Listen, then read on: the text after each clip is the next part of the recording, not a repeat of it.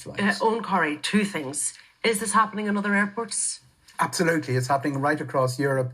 The Airport Councils International have identified that bringing staff in and recruiting staff for security jobs has been a huge problem. A lot of airports scaled down during COVID.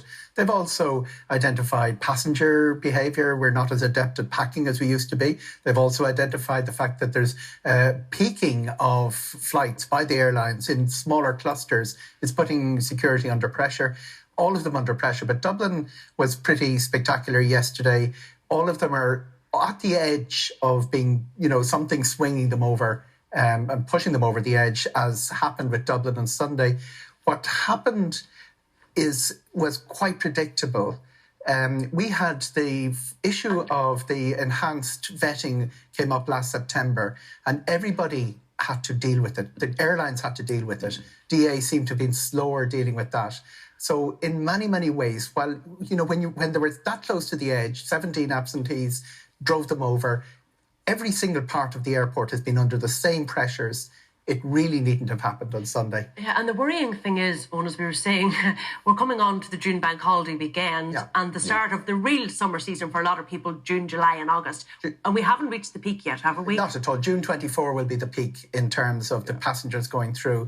The busiest day in Dublin Airport history is 118,000 in 2019. So we're going to be close to that. Now, the Dublin Airport say yesterday was a bit of an anomaly. It didn't happen, but there are other issues. Some of the airlines are facing the same issue. Check-in desks is a problem. We have a tour operator that has people stranded in 11 countries tonight that operates with a good substantial number of Irish customers. It's a big, big problem that is not just about the security queue in Dublin Airport, that internationally the industry has to sit down and different governments. And we also have to look at, for instance, here's a solution for the morning.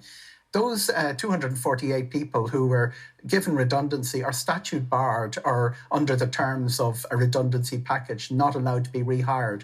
If some sort of temporary stay could be put in to bring people in temporarily over the coming weeks, that would be the first step in a solution. You're nodding your head there. You think that's a good idea? That's what's required. Compensation is obviously a huge issue for those people who were left stranded yesterday. What compensation is going to be on offer? Do we know, Eoghan? Absolutely nothing is clear on this, because while there's very clear regulation, EU regulation on what airlines are responsible for, there is nothing what airports are responsible for. We have a statement by Dublin Air, verbal statement, the old joke, a verbal statement isn't worth the paper it's written on. It'll actually come down to the claims, the coming in, the receipts for hotels. And the biggest problem is going to be there is no way of ticketing people into the queue. Were you there 2.5 hours in advance? Or were you there 3.5 hours? This is not just a simple, we're going to compensate people. If you're running a coffee shop or a cruise ship, you're in the services business. Dublin Airport really has to be delivering a service that keeps that trust. And that trust has been broken yesterday, that people will show up 2.5 hours in advance and get on their flight. It's going to take them a little while to get that back. We're going to have to leave it there. My thanks to Eoghan.